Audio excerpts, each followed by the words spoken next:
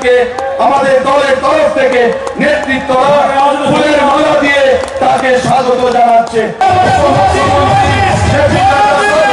দেখেছি যে আমাদের যে এই যে 2018-তে আমরা যে সমর্থন নিয়ে মানুষের যে আশীর্বাদ নিয়ে আমাদের 2018-তে ভারতীয় জনতা পার্টির নেতৃত্বাধীন সরকার প্রতিষ্ঠিত হয়েছিল, সেই আশীর্বাদ নিয়ে আমরা যে বিশ্বাস আমাদের রেখেছি, সেই বিশ্বাসের জন্য এই জনবিশ্বাস যাত্রা। हीरा हमारी योजना, इसलिए मानिक की मुलाकात हीरा से हुई। हीरा क्या है? हीरा है H for highways, I for internet, R for railways and A for airways। ये हमारी कनेक्टिविटी का रास्ता है, ये हमारे विकास का रास्ता है। और इसीलिए हम विकास की दृष्टि से आज बताइए, अगरतला रेलवे स्टेशन का सौंदर्यीकरण हो रहा है कि नहीं हो रहा? उस पर काम चला है कि नहीं चला? आप बताइए, हॉस्पिटल्स की बिल्डिंग बन रही है कि नहीं बन रही? आप बताइए, नेशनल हाईवे बन रहे हैं कि नहीं बन रहे? एक समय में आपके पास एक नेशनल हाईवे था, आज आपके पास 7 नेशनल हाईवे पर काम चल रहा है। 7 नेशनल हाईवे। आप बताइए, अब राजधानी एक्सप्रेस सीधे यहां से गुवाहाटी होते हुए दिल्ली जाती है। आप बताइए, जनशताब्दी चली कि नहीं चली? आप बताइए, रेल कनेक्टिविटी बनी कि नहीं बनी? आप बताइए कि हर दृष्टि से विकास का काम चल रहा है कि नहीं चल रहा? आप बताइए, लंबे समय से ब्रू रियांग का मामला लटका हुआ था कि नहीं लटका हुआ? आप बताइए, हमारे सभी भाइयों को पीसफुली सेटल किया गया कि नहीं किया गया? ब्रू रियांग का समझौता हुआ कि नहीं हुआ? इसलिए विकास की नई कहानी आज त्रिपुरा दिख रहा है, हर दृष्टि से उसको आगे बढ़ाने का काम कर रहा है। मैं यहां ये भी कहूंगा, देखो अभी कुछ देर बाद यहां अंधेरा हो गया है।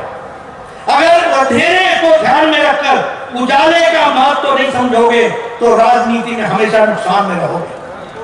आपको अगर बीजेपी को याद करना है तो बीजेपी के साथ साथ सीपीएम की सरकार की भी दिन भी याद रखो।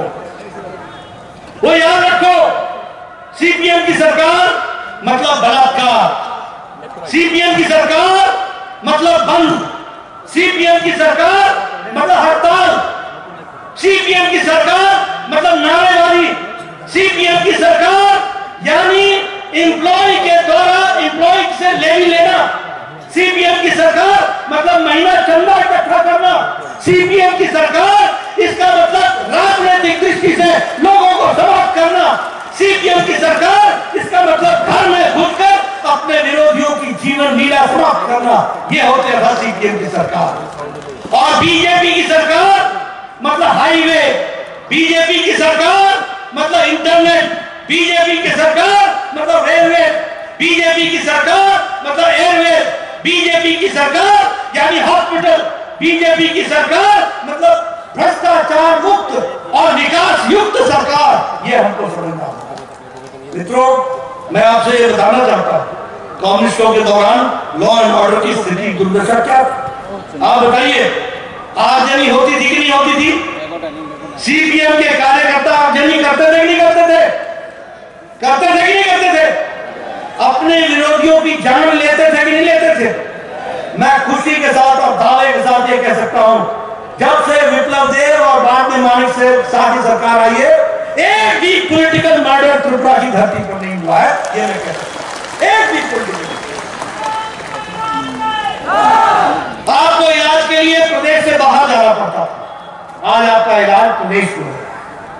अगर मैं बात करूं तो कांग्रेस के जमाने में टी गार्डन्स के लोगों की हालत खराब थी।